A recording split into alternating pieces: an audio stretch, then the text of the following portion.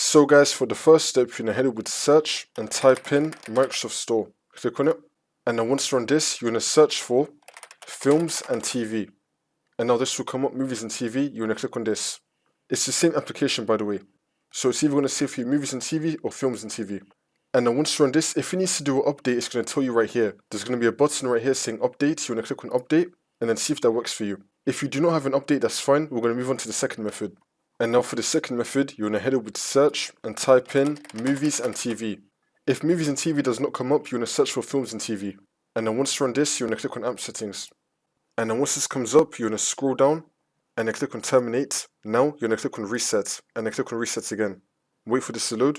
You want to reset the movies and TV application. See if that works for you. For the last method, you're going to scroll down and then click on uninstall. Now you're going to click on uninstall again. You want to uninstall this application.